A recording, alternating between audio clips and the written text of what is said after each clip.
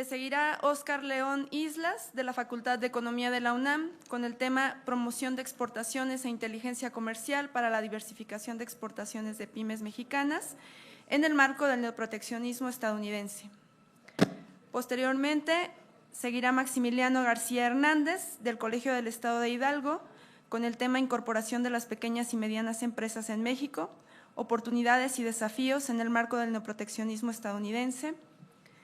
Le sigue Fernando Ramírez Martínez y Dirce Aletia García García, de Consultoría Integral Empresarial y del Instituto de Investigaciones en Contaduría de la Universidad Veracruzana, con el tema Pymes en la era digital, claves para su inserción estratégica en el TEMEC ante el nearshoring y el neoproteccionismo. Seguirá María de los Ángeles Castillo Rodríguez, de la Secretaría de las Mujeres de Morena, San Luis Potosí, con el tema Empréndete por el Bienestar. Y finalmente, Laura Elizabeth Cavazos González, del Tecnológico Nacional de México, Campus Ciudad Cuauhtémoc, Chihuahua, que abordará el tema El Diamante de Porter, determinación de la competitividad del clúster quesero en Cuauhtémoc, Chihuahua, México. Bueno, sin más preámbulos, cedemos la palabra a Vendref de Silus Agustín. Adelante, por favor. Permítame, Vendref, voy a leer su semblanza. Vendref de Silus Agustín es maestro y doctor en Relaciones Internacionales, es miembro nivel 1 del Sistema Nacional de Investigadores y profesor investigador en la Universidad La Salle, México, y la UAM Xochimilco. Ha realizado estancias académicas en Levi Economics Institute y Uppsala University, en Suecia. Sus líneas de investigación incluyen economía internacional, relaciones internacionales y desarrollo. Adelante. Muchísimas gracias. Bien, muy buenos días. Es un gusto estar aquí, de poder compartir sobre TEMEC y las pymes.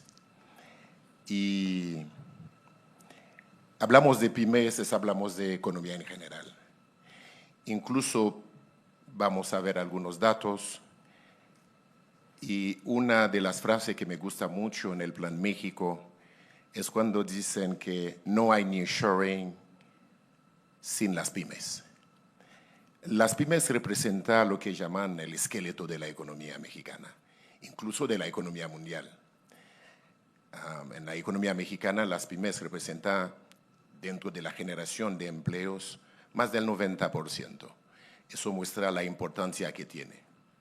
Mientras tanto, durante los últimos años, hemos visto que las pymes han venido enfrentando una serie de problemas que le impiden realmente participar en la cadena global de valor, especialmente lo que llamamos la fragilidad financiera. Mi presentación va a tener tres puntos principales. La siguiente, por favor. Primero vamos a la siguiente.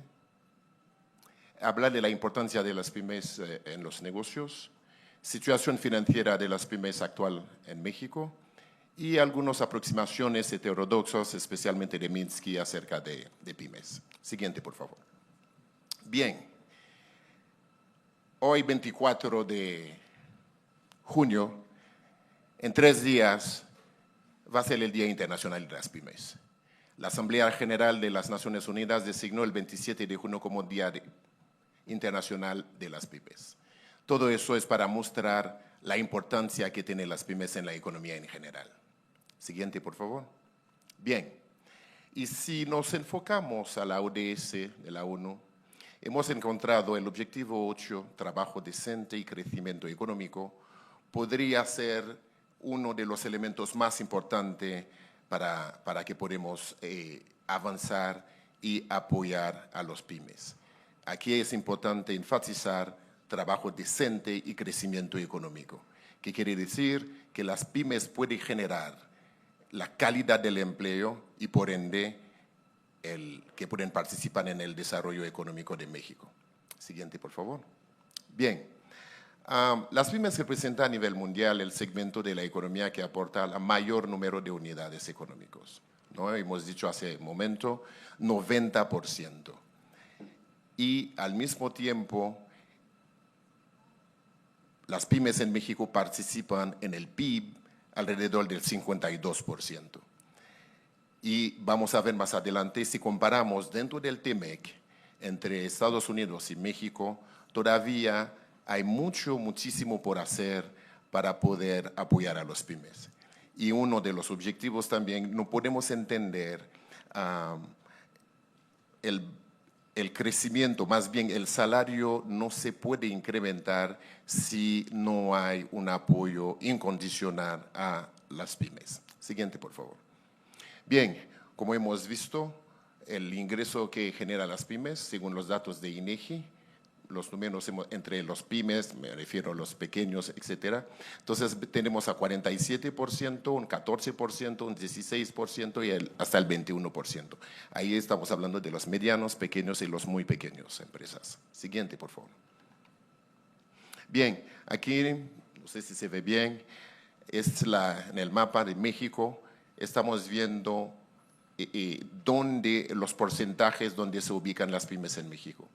Aquí más que nada el Estado de México es el que más tiene y tenemos también la Ciudad de México, Jalisco, Puebla y Veracruz. Son esos estados donde se concentran mayor pymes en el país. Siguiente, por favor. Bien, aquí en general, México tiene alrededor de 5 millones de pymes. Durante COVID-19, obviamente perdimos algunos pymes y una reducción del 8.06%. Son los datos que nos dan la INEGI. Y aquí es importante que hemos visto menos del 10% de las pymes participan en la actividad de exportación. Lo pongo en rojo porque hay una relación que vamos a ver más adelante. Si solamente 10% participan, ¿qué pasaría? ¿Cómo sería nuestro país cuando un 20, un 30% de las pymes se han llegado a participar en la exportación? Bien, las pequeñas negocios, empresas en México. Siguiente, por favor. Aquí tenemos la composición de lo que hemos dicho, 5 millones de pymes alrededor en el país y participan 99.8 pertenecen al conjunto denominado MIPYMES del trabajo. Las grandes empresas sí, pero los que más generan empleo en México siguen siendo las pymes. Siguiente, por favor. Bien, aquí no sé si están viendo las cifras. Es la balanza comercial de Estados Unidos con México. La parte de exportación son las exportaciones de Estados Unidos a México y la importación es la importación de México, de Estados Unidos con México. Hemos visto durante todo el año pasado, desde enero hasta diciembre, todos los meses Estados Unidos ha venido registrando déficit con México. Incluso el total del año pasado estamos hablando de 171,000 millones de dólares. Y aún así estamos hablando de que los pymes solamente participan menos del 10%. Siguiente, por favor. Bajo la administración Trump 2.0, que tiene alrededor de 5 o 6 meses, ayer nos estaba diciendo el doctor Samuel que antes de Trump había un arancel muy marginal de 0.8%. Y incluso desde que llegó a Trump estamos hablando de 8.25% real un arancel.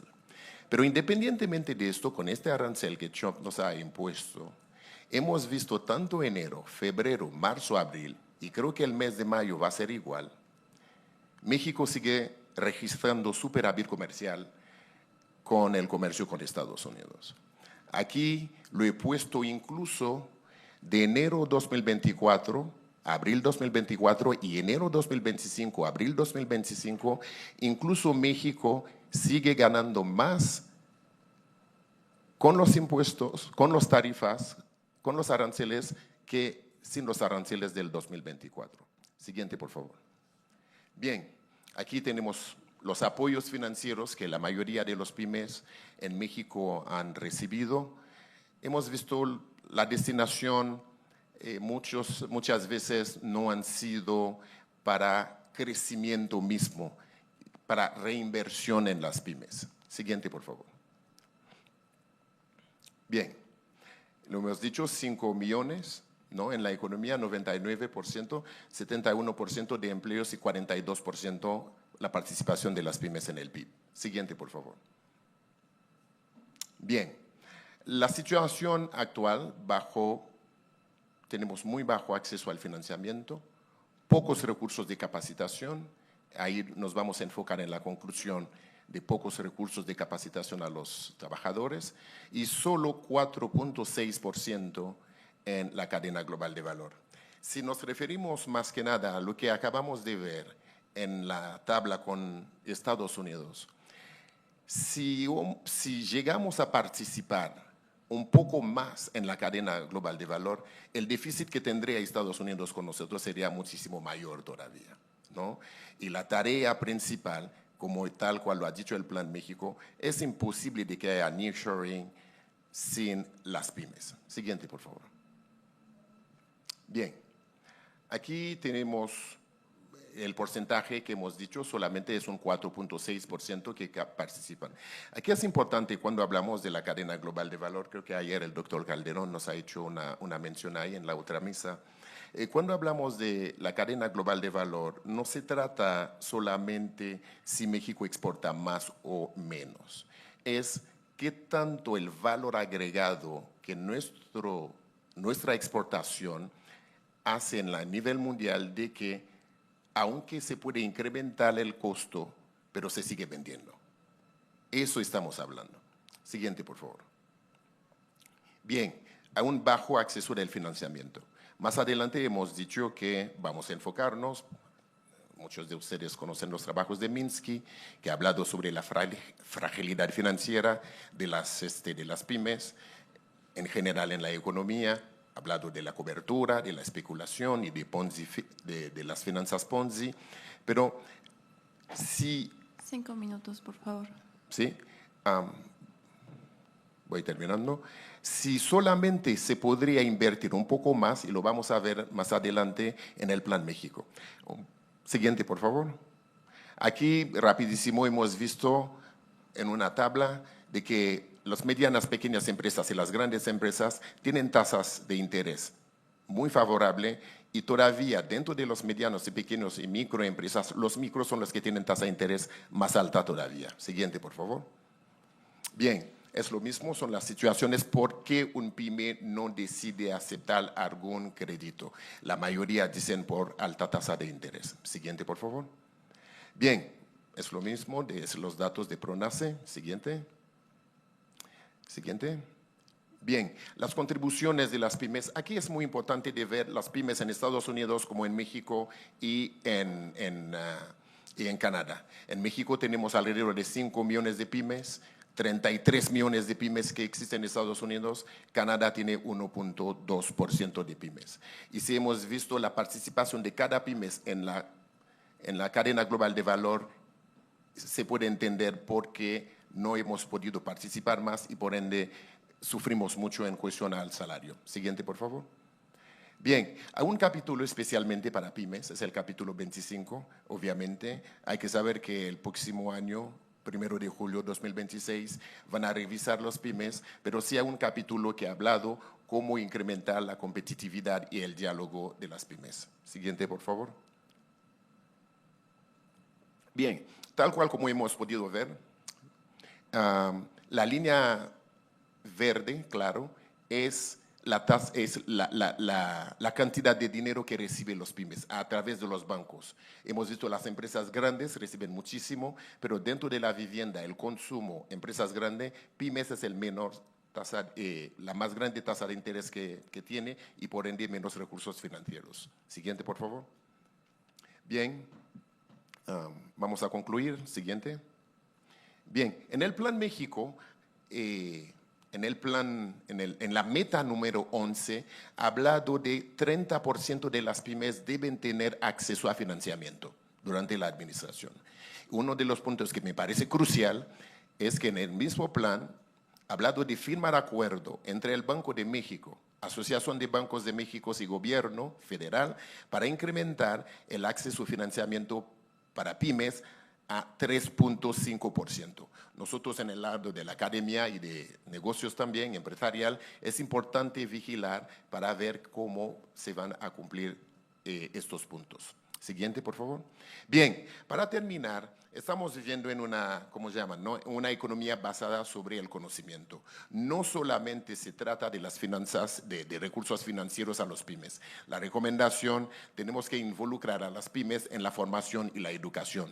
Y formación y desarrollo de competencia para pymes, fortalecimiento y las habilidades de gestión en las pymes y fomento de la adaptación digital, que es importante para las pymes. En ese punto creo que sí, tanto el gobierno, la academia muy importante, aquí hago un reconocimiento fuerte a la UNAM, a la Cámara de Diputados, por esos espacios para poder externalizar nuestros conocimientos. Muchísimas gracias.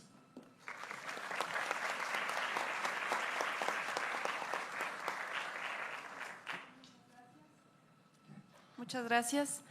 Continuamos entonces con Óscar León Islas.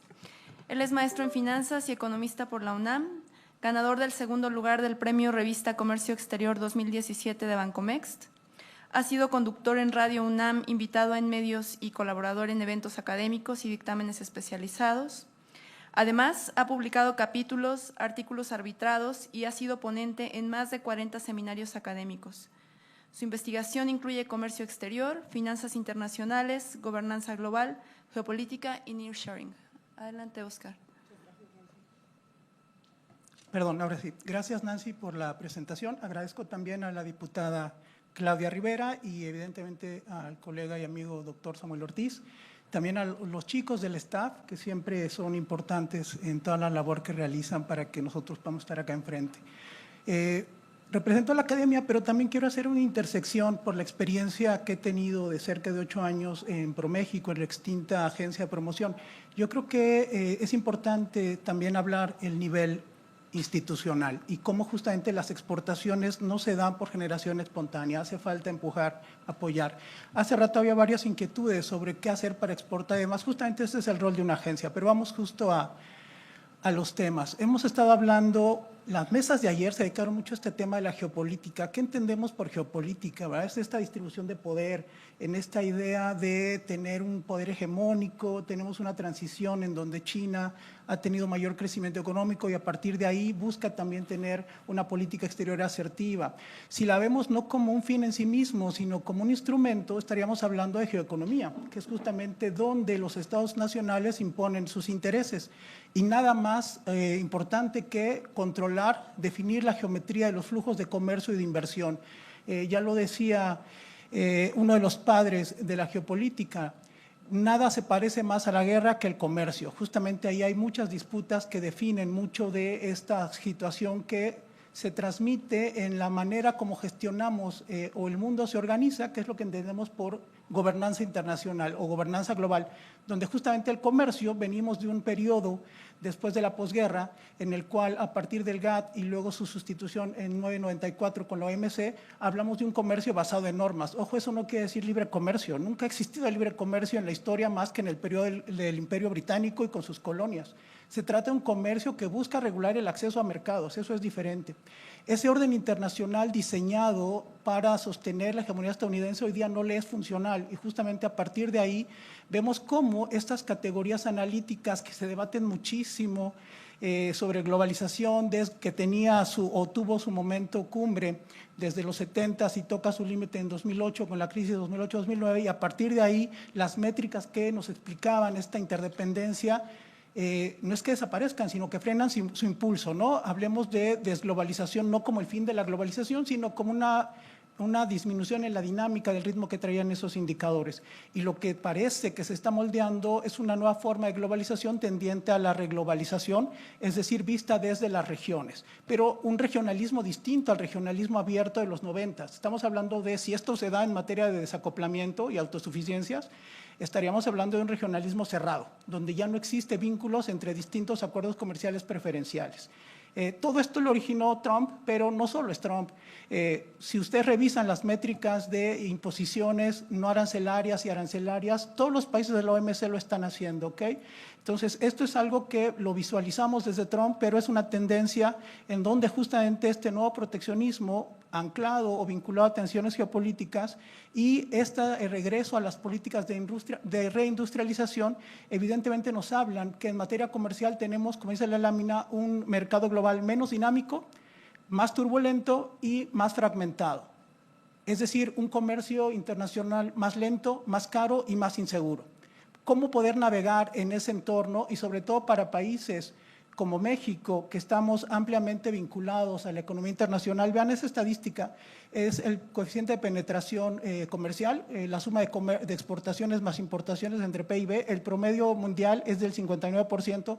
México es uno de los países más dependientes hacia el comercio internacional. 73% de nuestro PIB se explica por las relaciones con el comercio internacional, mientras que en el caso de Estados Unidos y de China no hay esa dependencia, es decir, ese avión vuela con un motor más equilibrado, donde el mercado interno es la clave. Y eso creo que debe ser lo que debemos entender. Más que hablar de comercio, hablemos de modelos de desarrollo, donde la parte del núcleo endógeno de crecimiento, la industrialización y el mercado interno sea importante y el comercio internacional sea solo un complemento, porque el exceso o la dependencia nos lleva a ser frágiles, sobre todo si tenemos bajos coeficientes de diversificación, ya se dijo en la mesa anterior, un comercio excesivamente dirigido a Estados Unidos y donde tenemos pocos sectores, pocas regiones y justamente muy poca diversificación, así como la participación de muy pocas empresas exportadoras. Por ahí nos decía Agustín justamente algunos datos relativos a pymes. Vamos a ir viendo justamente esos números. Antes, en el capítulo 25 tenemos estos elementos formales. Quien quiera consultar la edición de hace 2 años de este foro, pero en su primera edición, los invito a que lean el detalle de todo esto. Hay muchísimo que se ha avanzado y yo no discuto el tema. En la parte formal, México se ha comprometido y ha generado todos los mecanismos y todos los temas que nos obliga el TEMEC, ¿ok? Eso no significa que estemos avanzando en la parte de la inclusión, ¿vale? Estos datos también nos ayudan a visualizar lo que ya nos decía también Agustín, pero comparativo contra Estados Unidos y Canadá. De entrada, lo que entendemos por pymes es diferente en cada país, ¿verdad? En Estados Unidos y Canadá no se habla de micros, se aparte de pymes, pequeñas y medianas, ¿ok? Sí, en el caso de México son 4.7 millones de un universo más o menos de cerca de 5.2 millones de unidades productivas. Y la mayor contribución está justamente para el caso de México en términos de PIB, 52% se explica desde este universo y 68% de personas empleadas en pymes. De modo que no nos asustemos y no quiero provocar, pero ¿qué pasa si el TEMEC no va? Porque mucho del tema es la afectación al empleo. Dense cuenta que la mayor contribución en términos de empleo y de PIB no está en las grandes vinculadas al TEMEC, sino justamente en estas que son el motor de nuestra economía nacional. Bueno, ¿cómo las podemos identificar? La mayoría, en el caso ya de México, micros, pequeñas y medianas. La gráfica de la distribución de pymes por sector nos habla que en el caso de las micros, el 34% están en comercio, el 23% en servicios y solamente el 2.3% en manufacturas. Las pequeñas es 19%, 18% y 3.6% respectivamente.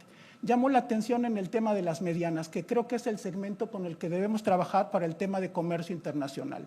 Explican en el caso de comercio el 19.7%, en el caso de servicios 18.7%, y hay un tema bien interesante, los invito a los estudiantes, el comercio internacional de servicios, eso se ha avanzado muy poco en investigación, y el 15.9% está en manufacturas. Ese es el universo clave que, en mi opinión, debemos impulsar para comercio internacional. Es claro lo que nos decía Agustín, el tema de la mortalidad. El promedio de vida para las pymes en México es de 2 años y el principal problema, o los 2 principales problemas, es el acceso al financiamiento y el alejarse de buenas prácticas de gestión, ¿no? De gobierno corporativo. De modo tal que mucho del tema con las pymes es justamente ese, su profesionalización, en mi opinión, mucho antes que pensar en ellas como actores del comercio internacional, ¿ok? Y sin embargo, sí ha habido programas derivados de los compromisos del TEMEC. Esta idea de la inclusión es políticamente correcta, pero es técnicamente muy complicada, ¿ok? Estos son los 4 ejes rectores de la política en materia de impulso a MIPYMES: la parte de inclusión institucional, la parte de inclusión en la agenda digital, la parte financiera con las asistencias que hay, sobre todo para financiar capital de trabajo, que es su principal problema, ¿no?, el día a día.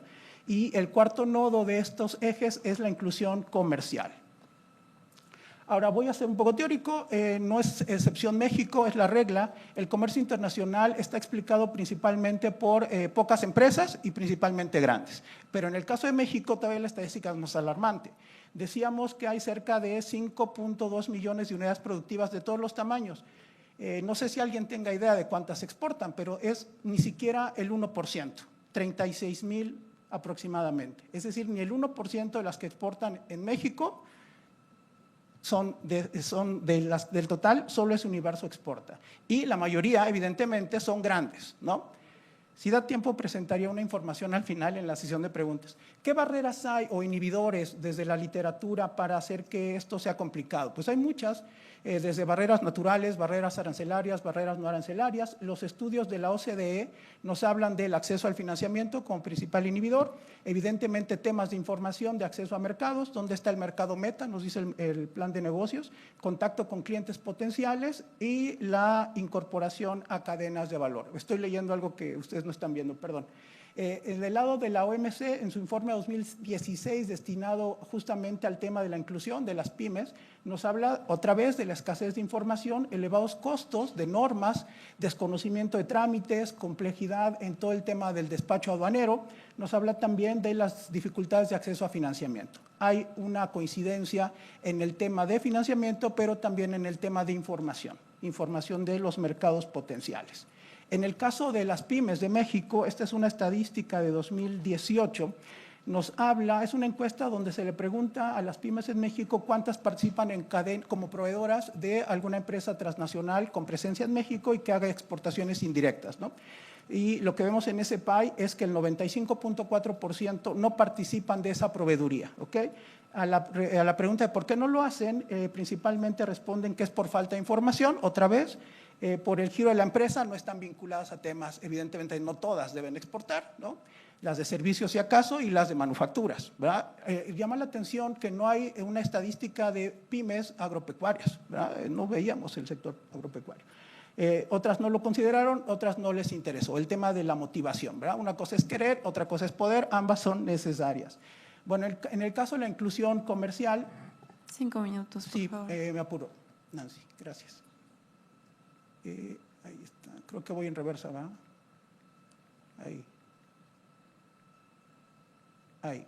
Básicamente, el modelo de inclusión comercial nos habla de 2 ejes. El que está destinado a cumplir las métricas del Plan México, esta idea de aumentar en 15% el contenido nacional, generar 50% de la proveeduría, y ahí el mecanismo es la proveeduría. Todo el tema de exportaciones indirectas, es decir, que tú seas proveedor de una transnacional con presencia en México.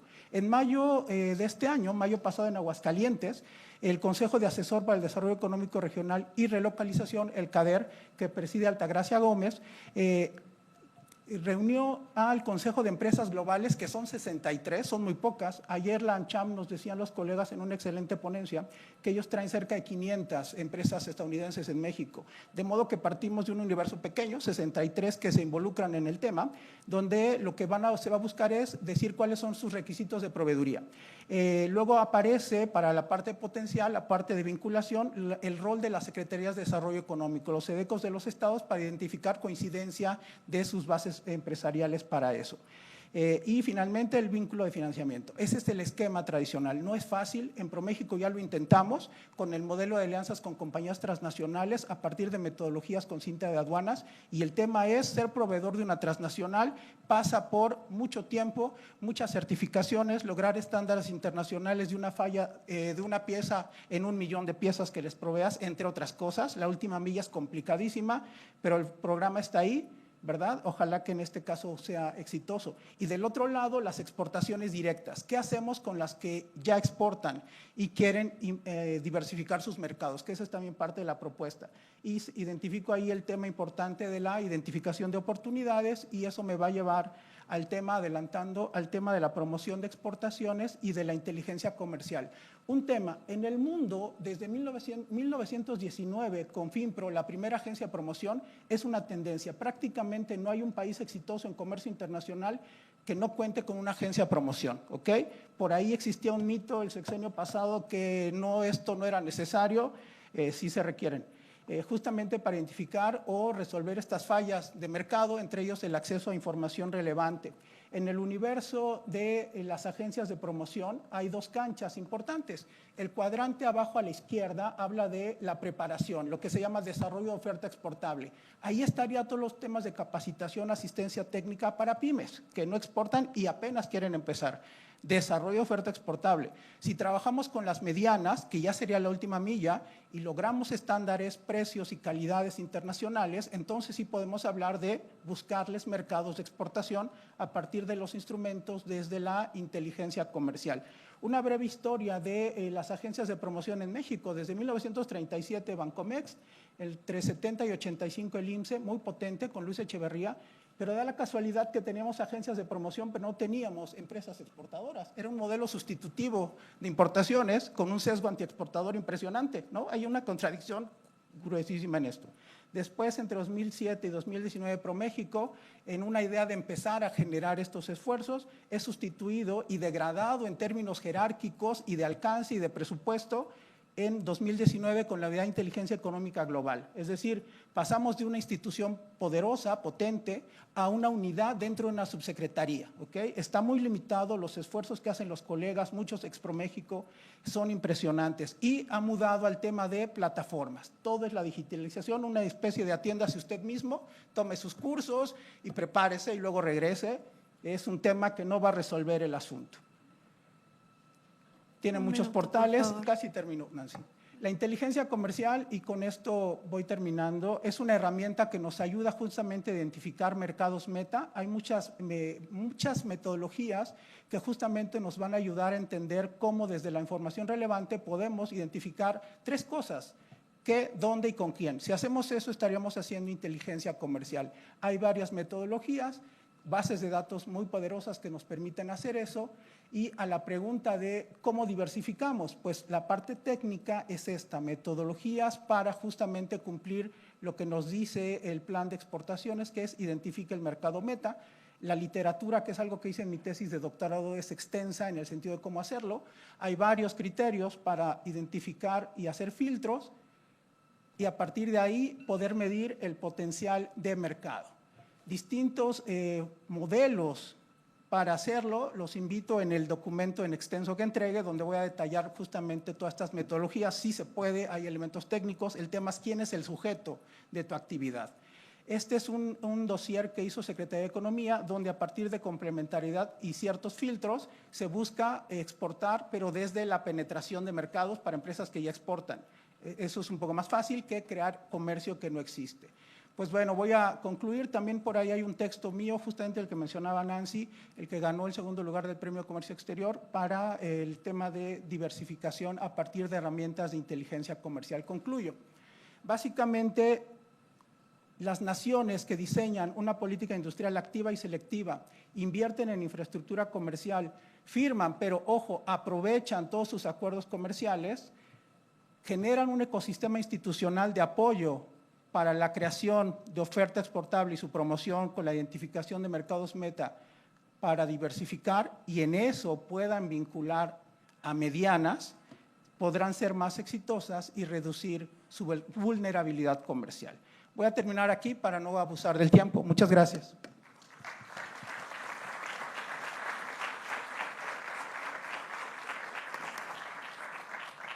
Muchas gracias, Óscar. Continuamos con Maximiliano García Hernández. Él es doctor en Economía por la Universidad de Barcelona, es miembro nivel 1 del Sistema Nacional de Investigadores, es profesor e investigador en el Colegio del Estado de Hidalgo y autor de 40 publicaciones arbitradas, evaluador de proyectos CONACYT y dictaminador de revistas científicas. Sus líneas de investigación incluyen desarrollo económico regional, economía institucional y política industrial. Adelante, Maximiliano. Gracias, buen día a todos y a todas, a los colegas presentes aquí en esta mesa. ¿Quién exporta realmente? Sería la pregunta. Hablamos de las exportaciones mexicanas, pero México no exporta, exportan las grandes empresas transnacionales. ¿Y por qué es importante entonces estar hablando en estos foros del tema de la negociación comercial, del tema de las microempresas, de las pequeñas empresas, de las medianas empresas? Pues porque las MIPYMES generan el 72% del empleo nacional y porque aportan a la riqueza nacional el 52% del Producto Interno Bruto. Y bajo este escenario habría que hacer una reflexión previa y plantear lo siguiente. La firma del Telecán se da en el 92, entra en vigor en 1994. Posteriormente se firma el TEMEC en el 2018 y entra en vigor en el 2020. ¿Y por qué es importante plantear esta lógica? En primer lugar, porque el día de hoy Donald Trump plantea la necesidad y la obligación y la amenaza de renegociar el TEMEC. Y uno pensaría, bueno, es que no le gustó lo que le dejaron. Pues no es así, porque el gobierno de Trump participó en su primer mandato en la negociación para llegar al TEMEC. Entonces, lo que hoy argumenta, lo que hoy rechaza, lo que hoy manifiesta, pues va en contra de los principios que en su momento él con sus asesores decidió aprobar. Bajo este escenario estamos hablando entonces de un personaje que hoy se levanta queriendo aprobar un tratado y el día de mañana dice este tratado no nos conviene. Y por eso mismo hay que ser muy cuidadosos, hay que ser muy inteligentes en las próximas negociaciones que se den del TEMEC en el 2026. Si bien es cierto, las MIPYMES tienen muchos problemáticas donde, por ejemplo, solamente el 17.3% acceden a financiamientos, donde el 72% de su productividad está por abajo de la productividad de las grandes empresas y donde solamente exportan el 9% de las MIPYMES. Y aquí habría que reflexionar, ¿exportan o participan en los encadenamientos para poder exportar? Porque ese es otro tema importante. Y bajo esa lógica, habría que plantear que estas microempresas, pues hasta la fecha, han sido resilientes a todo el embate que se les ha generado. Han sido resilientes a toda la competencia desleal que han recibido. Han sido resilientes a la falta de inversiones para la innovación, a la falta de créditos financieros, a la limitada carencia de accesos a apoyos fiscales. Y bajo esta lógica, planteo que aún con todo este escenario siguen siendo resilientes porque en este momento el 35% de las MIPYMES se diversificaron. Esto fue en el año 2024. ¿Qué significó esto? Que buscaron en el 2024 nuevos mercados de exportación. ¿Y lo hicieron realmente porque deseaban diversificarse o lo hicieron como una necesidad de sobrevivencia? Y me parece que nos quedamos con la segunda. Recordemos que estas amenazas de Donald Trump ya vienen desde su primer periodo.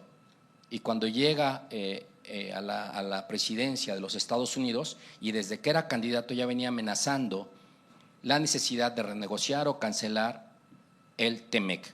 Entonces, bajo esa lógica, los microempresarios, los micro, pequeños y medianos empresarios, pues tenían que buscar sobrevivencia y para esto necesitaban buscar mercados de exportación.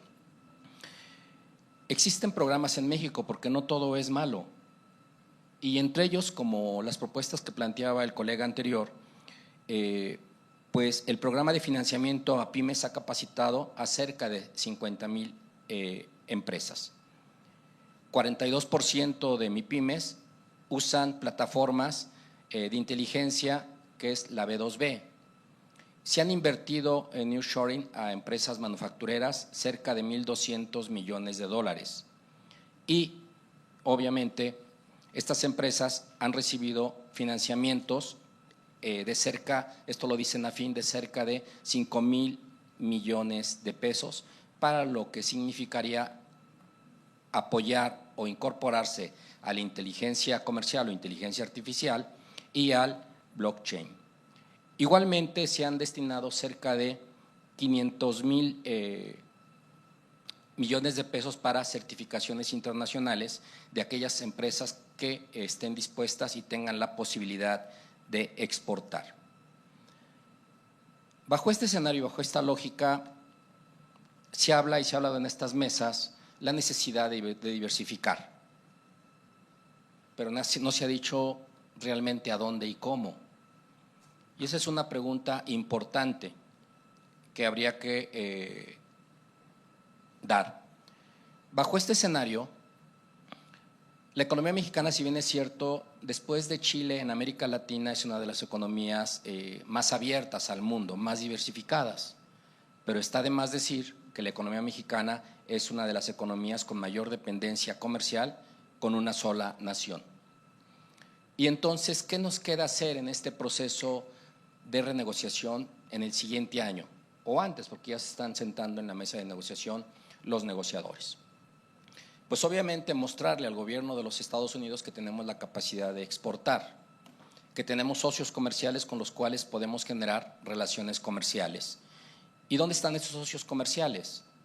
En América Latina, desde mi particular punto de vista. Con Chile tenemos un tratado de libre comercio.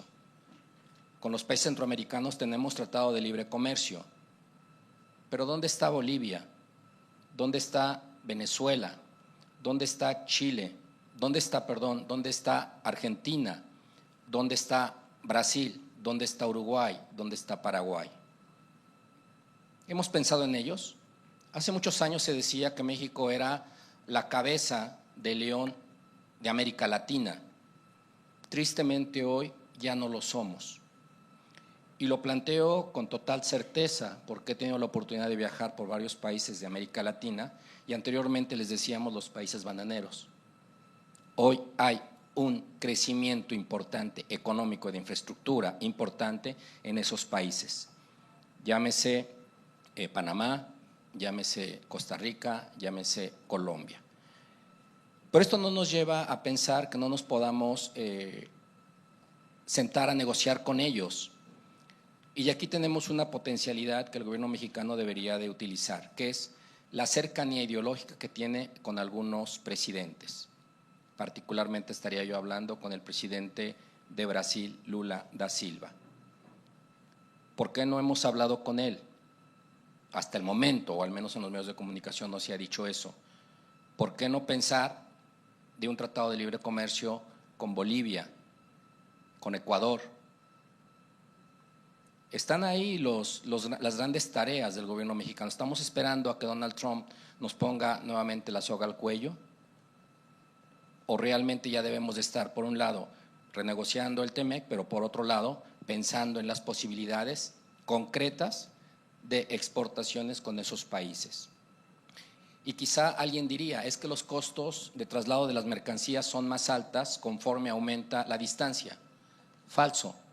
Les invito a revisar un excelente trabajo de Enrique Dussel Peters, profesor de la Facultad de Economía, quien trabaja con China o temas de China, de comercio internacional, y demuestra cómo los costos de transporte han venido disminuyendo en los últimos años. ¿Razón de qué? Razón de la innovación, razón de la disminución de las energías, razón de los costos de traslado que van disminuyendo por la innovación tecnológica. Entonces, hay camino. Dejamos a las MIPYMES que sobrevivan solas. Y hay otro tema ya para finalizar, que es el tema del mercado interno. Si bien es cierto, decía hace un momento el colega, y por aquí lo apunté, el 94.5% no se vinculan con el comercio exterior. Pues entonces, ¿cómo van a sobrevivir si no es con el mercado interno? Y para aumentar el mercado interno necesitamos obviamente aumentar el ingreso disponible. Y para aumentar el ingreso disponible necesitamos aumentar los salarios reales. Y esa política es una política económica que le corresponde al gobierno mexicano, que si bien es cierto, en los últimos años el salario real ha venido incrementándose, pero no ha logrado recuperar el nivel que tenía hace 20 años. Queremos generar empleos, queremos mantener a las MIPYMES, aumentemos el mercado interno, fortalezcamos el mercado interno y obviamente generemos algunas estrategias que aquí ya se han planteado, como es la estrategia de innovación, la estrategia de financiamiento, la estrategia de diversificación. Muchas gracias.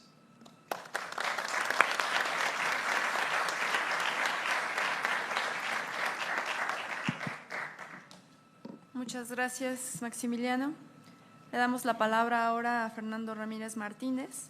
Él es licenciado en Contaduría y Derecho por la Universidad Veracruzana, director de Consultoría Integral Empresarial, especializada en asuntos contables, financieros, mercantiles, fiscales, legales y de auditoría.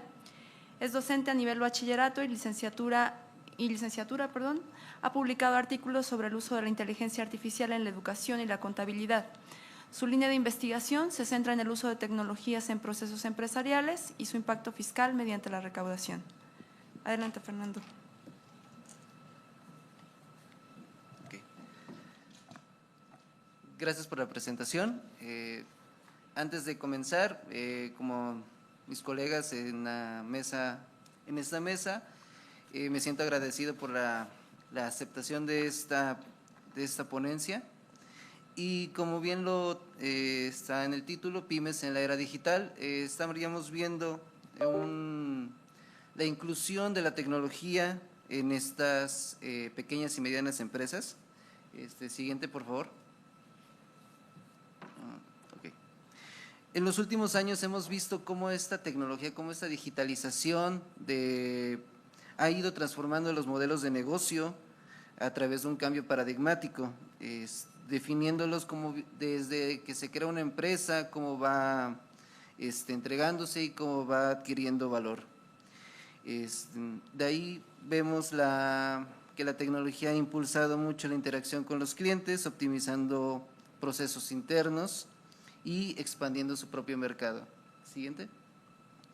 Bien, creo que mis colegas abordaron gran parte de la teoría, yo me voy a ir un poco más rápido con esto. Sabemos que el TEMEC es un acuerdo comercial regional que busca modernizar y fortalecer la integración económica. Este tratado también incluye disposiciones específicas para fortalecer la participación de las pymes, como viene siendo la simplificación de trámites aduaneros, acceso a información comercial y apoyo en la internacionalización con condiciones preferenciales y reglas claras. Siguiente, por favor. Y bien, creo que aquí ya va a ser de un poquito de más definir lo que es el nearshoring, lo que es nos vamos a ir a que en este escenario México se posiciona como un destino privilegiado debido a su proximidad geográfica, en este caso con Estados Unidos, la infraestructura logística y la existencia del TEMEC. Y en el caso del neoproteccionismo, menciona la implementación de esas barreras que han tenido las pymes en los últimos años, las cuales les prohíben de exportar. Esas barreras pues se basan mucho en lo que es la seguridad nacional, la protección ambiental y laboral. Esto acá medidas regulatorias, subsidios selectivos, exigencias de contenido local y la vigilancia tecnológica. Siguiente, por favor. Aquí tenemos una definición de parte de las tres, lo que es la Secretaría de Economía, de la Small Business Administration y de la Industria de Canadá sobre lo que es una pyme. Aquí ya las tres coinciden en un número aproximado de empleados, los cuales entre los tres van con la misma cantidad. Siguiente. Bien, aquí vemos en el capítulo 25 del TEMEC que se enfoca en las pequeñas y medianas empresas. Las disposiciones que se pueden destacar más es las redes de apoyo, el intercambio de mejores prácticas, la transparencia de regulaciones y el acceso a información sobre oportunidades comerciales. Siguiente, por favor. Bien, la situación actual del comercio y del TEMEC, vemos que existen algunos fortalecimientos como es la industria automotriz, la agroindustria, la electrónica, y los servicios. Siguiente. Y aquí mostramos, bueno, las principales importaciones de Estados Unidos, que vemos que la mayoría es combustible, de ahí sigue lo que es transporte, medicamentos, y de ahí tiene una variación entre ciertos productos y servicios. En la siguiente. Bien.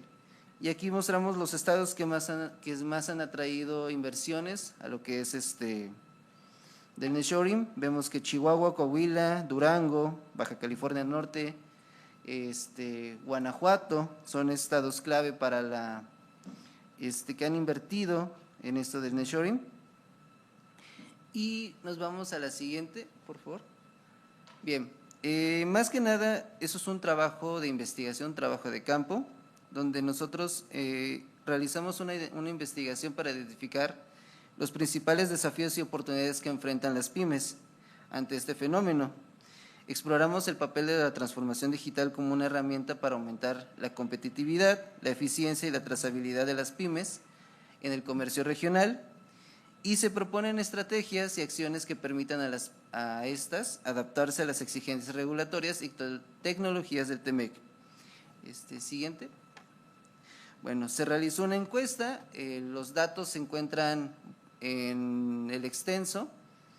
Aquí lo que realizamos fue una encuesta a través de 200 pymes, las cuales se analizó principalmente la percepción que ellos tienen de poder incluirse a este nearshoring, si estaban familiarizados con ello, si su infraestructura es adecuada o si necesitaban alguna adecuación para poder participar.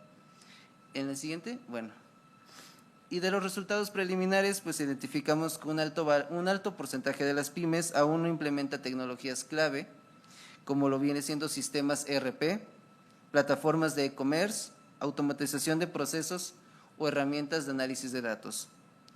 Las principales barreras, como ya algunos colegas lo mencionaron, la falta de financiamiento, el desconocimiento tecnológico y la resistencia al cambio organizacional, además del desconocimiento y desinformación del TEMEC. Y de las pymes que sí están un poco más familiarizadas con esto y cuentan con parte de la infraestructura, muestran una mayor capacidad de respuesta y un mejor posicionamiento para establecer alianzas estratégicas con firmas internacionales. En conclusión, la transformación se ha consolidado como un requisito indispensable para que las pymes puedan integrarse de manera efectiva en las cadenas de valor impulsadas por el TEMEC. A pesar de esta creciente potencial, muchas de esas empresas pues aún enfrentan estas barreras estructurales que limitan su competitividad. Y de las ideas, de acuerdo a lo que nosotros hemos visto con las percepciones de las pymes y de los empresarios, es que ellos necesitan, a través de esos 5 ejes, cubrirían las necesidades para poder entrar en materia de exportación, que vendría siendo la adopción digital y la modernización de procesos a través de subsidios, créditos, centros de transformación y alianzas con universidades tecnológicas e incubadoras de emprendedores, que esto último ya se ha estado realizando. Las deducciones en materia fiscal, estímulos e incentivos para la competitividad, como vienen siendo deducciones fiscales por capacitación, la creación posible de un régimen especial o la ampliación de los beneficios del reciclo, un eje social como sería el capital humano y la cultura empresarial, que sería programas de formación dual, campañas de sensibilización, liderazgo con perspectiva de género. En el eje institucional buscaríamos un poco más del acceso, la simplificación y el acompañamiento de las instituciones, un fortalecimiento de ellas a través de eventos internacionales donde se promocione los servicios, los productos que se llegan a que se podrían exportar, y un eje sustentable que sería una producción verde y una responsabilidad social, un sello que garantice a las pymes, un sello verde que les dé un poquito más de nivel a nivel internacional, estímulos para implementación de energías renovables, programas de capacitación en economía circular y que cumplan con lo que dicta las ODS. Y eso sería todo de mi parte. Les agradezco mucho su atención.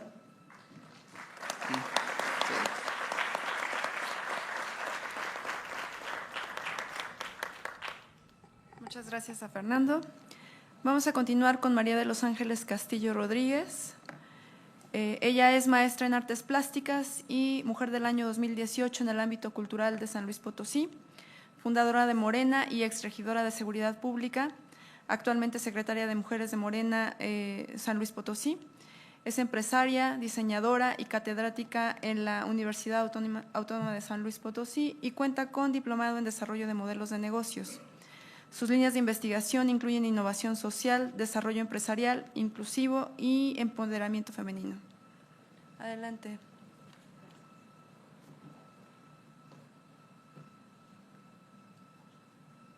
Buenas tardes. Van a pasar. El botón. Aquí. Ya. Buenas tardes a todos. Mi nombre es María de los Ángeles Castillo Rodríguez. Me siento honrada de participar en este espacio el día de hoy. Agradezco al Congreso de la Unión y a la UNAM, con su Facultad de Economía, este enorme esfuerzo de organizar estas mesas plurales y propositivas donde las y los mexicanos podemos verter nuestra experiencia y talento para que le vaya bien a México. Soy diseñadora, catedrática, empresaria y política, creadora de un modelo de negocios inclusivo con alto impacto social que empodera a las comunidades rurales con alta migración y marginación en México. En este momento histórico que estamos viviendo, en el marco del Plan México y la renegociación del TEMEC, sacando provecho de las ventajas comerciales y geopolíticas de nuestro país, este modelo tiene todo el potencial para convertirse en un nuevo programa social que es Empréndete por el Bienestar, bienestar con propósito. Iniciamos, por favor. Para desarrollar esta propuesta, detectamos diferentes áreas de oportunidades con los actores protagonistas de este programa, que son las comunidades rurales, las MIPYMES y el gobierno federal. En el análisis de las comunidades rurales, en México existe un potencial productivo dentro de las comunidades rurales, el cual no ha sido desarrollado debido a la falta de integración en las cadenas de valor. Los jóvenes y las mujeres han sido los grupos que más han sido afectados por esta situación. Esto promueve problemas relacionados con la falta de oportunidades laborales que fomentan la desigualdad de género y la brecha generacional, así como la marginación y la migración. Actualmente, el 54% de los jóvenes rurales no participan en actividades económicas. Esto los desvincula totalmente de las dinámicas económicas locales y desaprovechamos esta fuerza laboral productiva. Los jóvenes que logran conseguir empleos remunerados en sus comunidades lo hacen a través de la informalidad. No tienen acceso a seguridad social, laboral, salarios dignos, contratos de trabajo, verdaderas oportunidades de crecimiento y desarrollo y mejores formas de vida. Esta desconexión económica genera una alta propensión a la migración. Actualmente, el 40% de los jóvenes de las comunidades rurales de México están considerando abandonarlas por la falta de empleo. Su salida implica, pues no solamente fuga de talentos, sino la fuerza laboral y sobre todo afecta la cohesión social, la cohesión de la familia, de la misma comunidad y del país. La situación de las mujeres rurales es todavía más crítica, aunque representan una parte sustancial de la población de las comunidades de México. ¿Qué quiere decir? Que las comunidades de México están llenas de mujeres solas debido al fenómeno de la migración. Solamente actualmente el 34% de estas mujeres son parte de la población económicamente activa, así que la mayoría trabaja en la informalidad, donde no tiene acceso a seguridad social, recibe ingresos por debajo del salario mínimo, aunado a que las mujeres en las comunidades, bueno, y en todo el país, son las que realizan el trabajo de cuidados, el trabajo doméstico, el trabajo de cuidado de la sociedad, un trabajo no remunerado. Y también tenemos que considerar que en las comunidades de México se las llevan también a las labores del campo. Cuando están las épocas de cosecha, ellas son llevadas a ayudar y apoyar en la recolección de las cosechas. Todo esto las limita a participar en actividades formales para emprender. Nuestro segundo actor son las MIPYMES. Las MIPYMES en nuestro país constituyen el núcleo productivo nacional. Sin embargo, cuentan con una fragilidad estructural que caracteriza a la mayoría de estas unidades productivas. Su supervivencia y consolidación enfrentan obstáculos desde la informalidad, el limitado acceso a los créditos, la insuficiencia productiva, la falta de capacitación técnica, los mercados restringidos, entre otros. Actualmente, el 53% de las pequeñas y medianas empresas cierran en sus 2 primeros años y solamente quedan activas el 20% después de 5 años. En México, más del 98% de los negocios son micro, pequeñas y medianas empresas, lo que representan 5.5 millones de unidades económicas. En conjunto generan el 50% del Producto Interno Bruto en México, generando ellas el 70% de los empleos, más o menos 24 millones de empleos. Del total de las MIPYMES en México, el 95% son microempresas. Y cabe destacar que solo el 15% de estas MIPYMES acceden a financiamiento. El resto no tiene acceso a crédito y solamente el 40% de las MIPYMES opera formalmente. El Gobierno de México. El Gobierno de México tiene la oportunidad de impulsar el desarrollo económico de las comunidades rurales de nuestro país, vincularse en forma eficiente con las MIPYMES, creando nuevas cadenas de valor y darle soluciones a problemas históricos. La siguiente, por favor.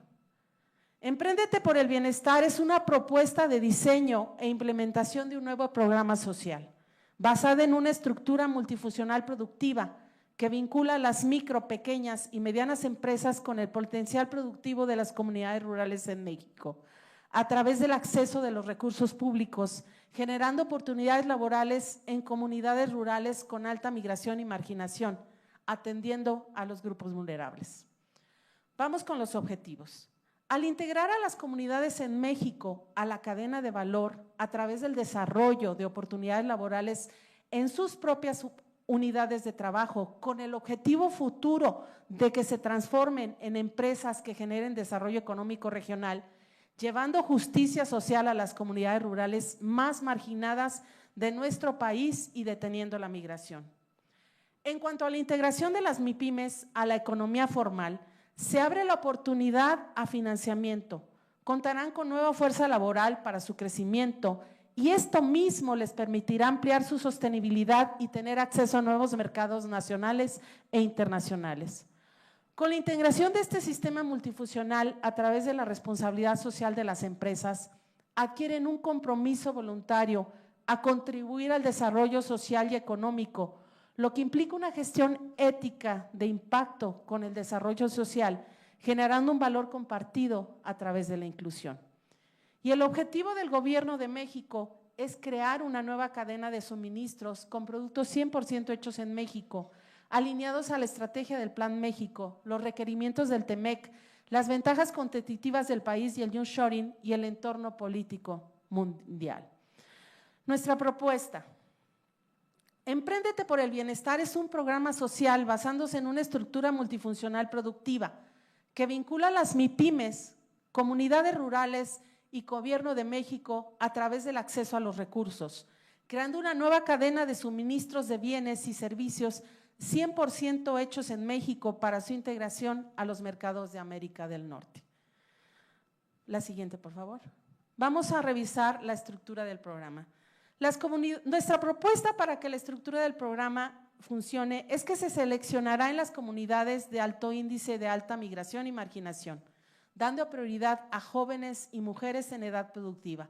Con ello se crean los grupos de trabajo y se subsidia la mano de obra, se le otorga equipamiento, materias primas, capacitándoles para el trabajo y a través de los gobiernos municipales otorgándoles espacios para la operación de unidades productivas, con el objetivo final de convertirse en pequeñas empresas productivas regionales.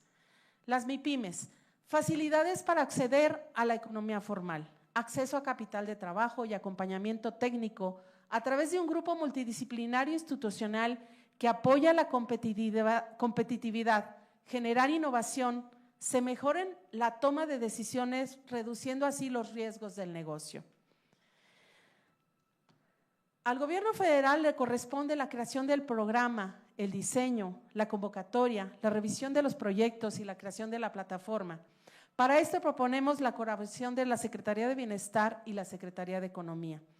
El establecimiento de un equipo multidisciplinario que integre esta cadena de valor, la selección de las MIPYMES beneficiadas y la ubicación de sus centros de trabajo a través de las gestiones de los gobiernos municipales, la asignación de recursos y dispersión del programa, y la evaluación y control y seguimiento en casos de éxito.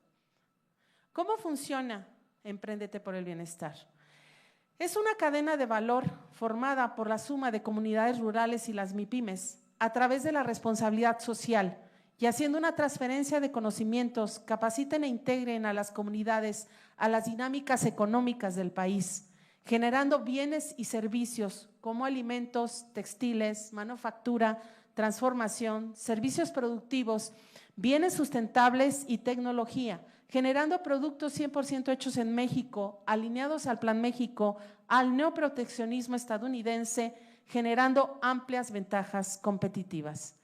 Y el Gobierno de México es el soporte de esta plataforma a través del diseño y la operación del programa, la asignación de recursos y la integración de las cadenas de valor. Donde todos ven un problema, nosotros estamos viendo un nicho de oportunidad. La siguiente, por favor. Los resultados. Al aplicar exitosamente este programa, se genera empleos en zonas de alta migración y marginación.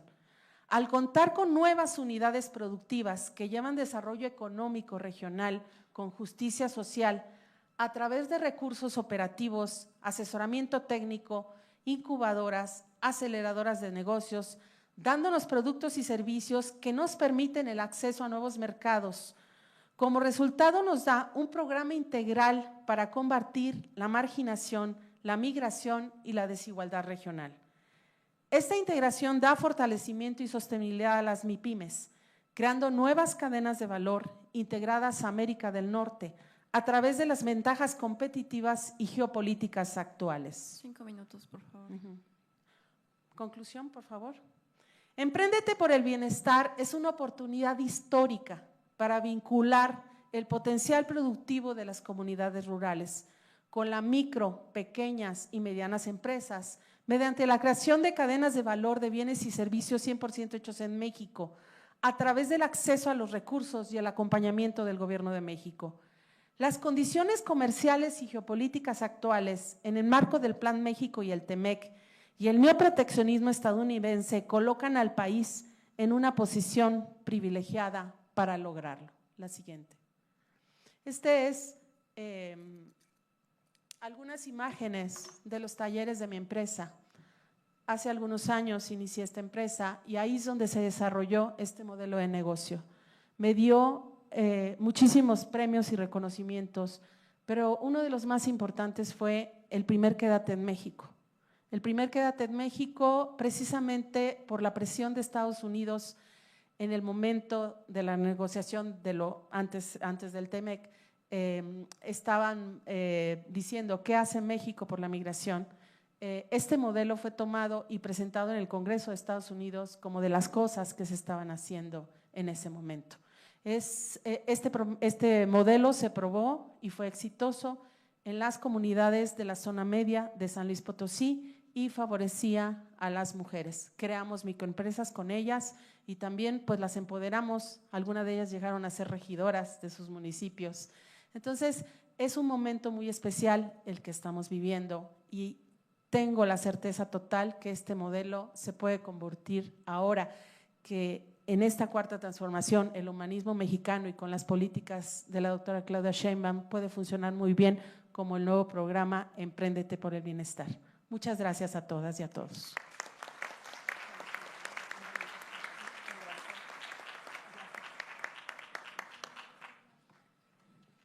Muchas Muchas gracias a María de los Ángeles. Vamos a terminar con Laura Elizabeth Cavazos González. Ella es doctora en periodismo por la Universidad de Sevilla, España, y doctorante del programa Formación Educativa y Empresarial. Maestra en Ciencias y Comercio Exterior y en Mercadotecnia, licenciada en Relaciones Comerciales, coordinadora México de Ciudadanos del Mercosur, reconocida en el Top 100 de Mujeres Líderes de México 2024 y 2025, con contribuciones en investigación, docencia y literatura. Adelante, Laura. Muy buenos días y tardes. Antes que nada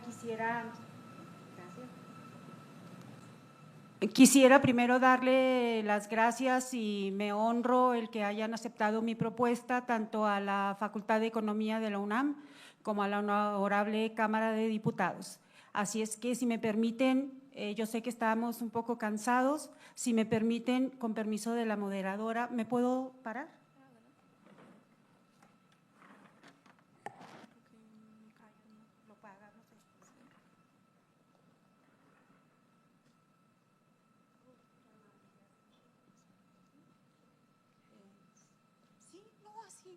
Aquí para nosotros. ¿Ahí me oyen? ¿Sí? Bueno, perdón por la dinámica. Venimos de Cuauhtémoc, Chihuahua, y la propuesta que yo les traigo es precisamente un modelo, rescatar un modelo que en los años 80 en mercado internacional fue un boom, es Michael Porter, y es una metodología que se acopla muy bien al clúster quesero que yo les voy a explicar. Adelante, por favor. Nosotros sabemos, y como me han antecedido todos mis colegas de forma tan digna, coincidimos y da gusto saber que hay una convergencia en las investigaciones que hacemos, donde este modelo que estamos viviendo ahorita, tanto tecnológico como de reglobalización, tiene que llevar a las empresas, sobre todo a las micros, a que se renueven y que cambien esos paradigmas. Yo les voy a hablar del sector quesero menonita, donde es esta etnia una mecánica muy importante en el desarrollo económico de Cuauhtémoc, Chihuahua, donde somos la tercera economía en el estado, gracias en gran parte al trabajo de esta comunidad. Adelante, por favor. Muy bien, nosotros sabemos ahorita que ya no es importante las TICs, tenemos que convertirnos a TACs. ¿Qué es esto? Que estas tecnologías, no nada más los estudiantes que nos acompañan o las personas que estamos en la docencia, sino las empresas lleven estas TICs a TACs. ¿Qué quiere decir? Que se conviertan en tecnologías de aprendizaje y que se genere conocimiento. No nada más en nivel nacional, sino a nivel internacional, sobre todo ahorita en esta relación tan drástica, ¿verdad?, que tenemos con el señor Trump.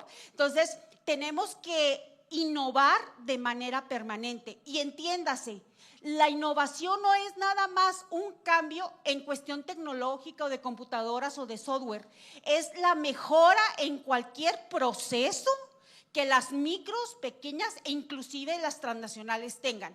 Si en la forma en que tú recibes a tu cliente haces una mejora, estamos hablando de innovación. Para que se nos quite la idea de que creer que innovar forzosamente tiene que costar. Quitémonos ese pensamiento, por favor. Adelante, si fueran tan amables. Miren, ahí les estoy presentando a Cuauhtémoc, Chihuahua. Estamos para más o menos ubicarnos aproximadamente a 5 horas de la frontera más importante de nuestro estado, que es Ciudad Juárez. Adelante, por favor. Estamos compuestos, somos más comunidades, somos como 5 o 6, pero se le conoce como la ciudad de las 3 culturas o la tierra de las 3 culturas, rarámuris, mestizos y menonitas, que por, digamos así, por conciencia, el producto queso, al igual que su forma de trabajo, es indispensable en la economía que ellos manejan. Adelante, por favor. Bien, ahí tenemos que los 3 principales ejes bajo los que los menonitas se mueven son familia, religión, que inclusive con los menonitas modernos, la religión sigue siendo el parteaguas. Claro que ya muchos ya no visten así como los menonitas, pero aún así su pensamiento no se mueven sin el permiso del ministro o del jefe de campo. Y el trabajo, que los niños hombres se ponen a trabajar en el campo a partir de los 8 o 10 años. Adelante, por favor. Muy bien, nosotros, miren, en Cuauhtémoc aparecieron los menonitas procedentes de Rusia y luego a Canadá y luego a Cuauhtémoc en el año 22. Prácticamente estamos celebrando los 100 años. Ellos han ido evolucionando en la economía de nosotros y tenemos un sector muy importante que se llama el corredor comercial, que son 40 kilómetros de todos los negocios que ustedes quieran. Antes eran nada más agrícolas, ahorita hay restaurantes, hoteles, maquinaria, bancos para ellos, que son uniones de crédito. A nosotros los mestizos no nos dan chance. Entonces, y son consumidores muy importantes, que de hecho ya nosotros vamos a los campos y no los menonitas van a nuestra comunidad. Adelante, por favor. Las queserías es un sector bien importante, déjenme platicarles por qué. ¿Han probado el queso Chihuahua? No los oigo. Eso, despierten, por favor. Les iba a traer queso, pero pues ahí en el avión ya no me dejaron subirlo. Pero se los voy a mandar, verán que así. Miren, los productores artesanales se han tenido que ir modificando porque por ley el queso tradicional, que se necesitan aproximadamente entre 9 y 10 litros de leche para producir 1 kilo de queso, se tiene que pasteurizar y anteriormente se iba así, como voy a decir una palabra fea, leche bronca, se iba así sin pasteurizar, se iba así y el queso era riquísimo. El problema era que cuando se pasteuriza pierde esa elasticidad y ese sabor del queso tradicional. Ahorita se trabaja ya en cuestiones químicas para reponer un poquito, pero nunca va a ser igual. Entonces, ahorita están las queserías tradicionales, que ya también tienen algo de tecnificación, y están los grandes monstruos, como en todo, ¿no? Que es ahí una compañía muy grande que tiene productos de todos los lácteos que ustedes quieran ir a ver y exportan no nada más a Estados Unidos, sino a Europa. Muy bien, continuamos. Entonces, el problema es que estas queserías menonitas artesanales no tienen una relación directa con nuestro gobierno. Inclusive ni conocen los programas tan bonitos que se tienen para poder tecnificar y quitar esa monodependencia, ¿no?, de gobierno internacional, y tienen una baja competitividad. Adelante, por favor. No quiero interrumpir el tiempo. Ok, con este modelo de Porter, nosotros lo que queremos es determinar ese nivel de competitividad, que por ende pues sabemos que es muy bajo, ¿no? Y queremos saber qué se tiene que hacer y cómo lo podemos hacer para elevar esta productividad y que estas queserías que tienen más de 80 años, porque lo trajeron las personas del 22, no se pierda y que puedan seguir subsistiendo. Adelante, por favor. Muy bien, ahí está la muestra que se hizo, fueron con 26 queserías. Se sigue ahorita en el 25, tenemos otra propuesta en el gobierno municipal y estatal, y pues ahí está cómo se procesaron los datos con el SPSS. Nosotros sabemos que el diamante de Porter tiene 4 puntas importantes. No me voy a explayar porque yo sé que el tiempo está en contra, pero aquí lo importante es la competitividad de nuestras queserías, más los quesos hechizos. ¿Sí saben cuáles son los quesos hechizos? No es hacer brujería ni el aquerral, no, nada de eso.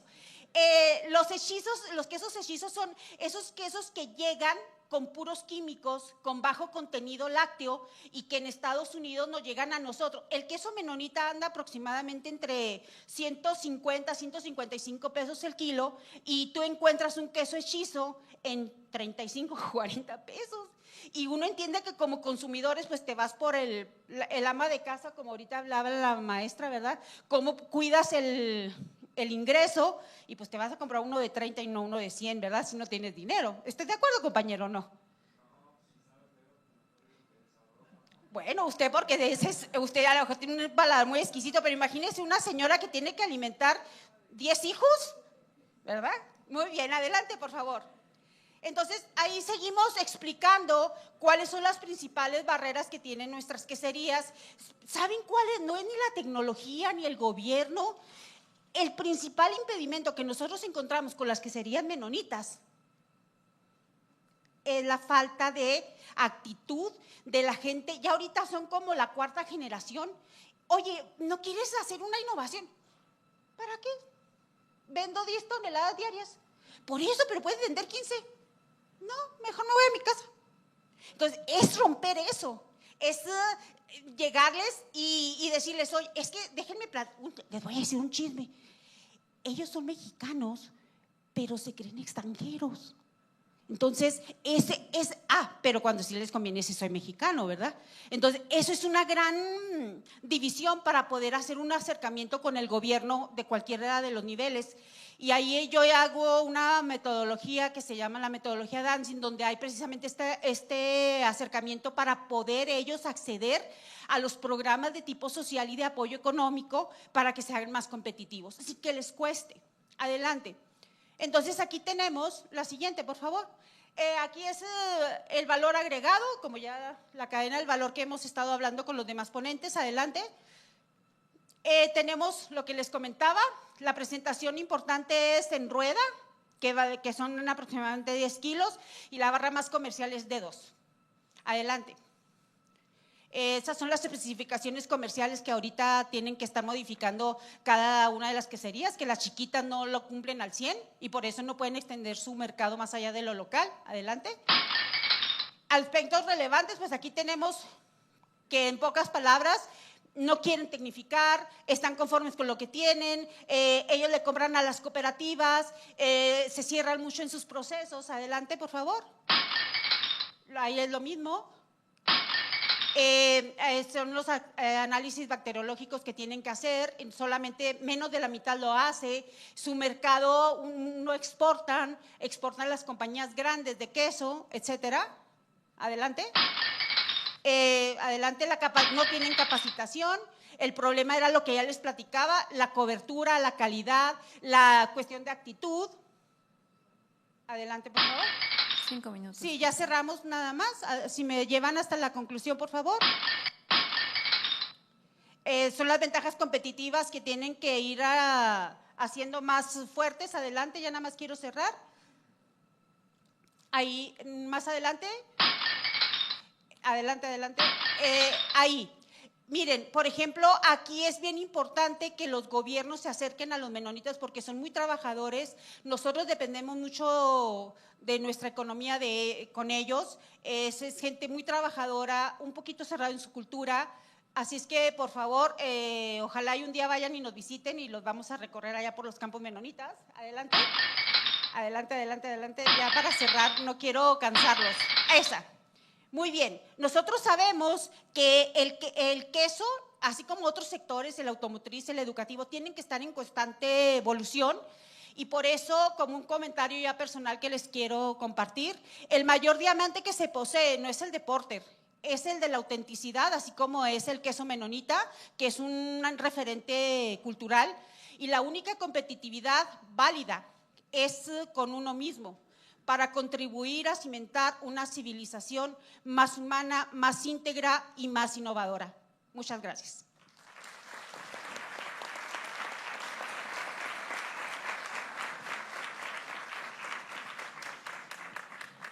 Muchas gracias a todos por sus valiosas intervenciones. Ahora vamos a dar parte a una ronda de preguntas. Les voy a pedir, por favor, que sean breves y que…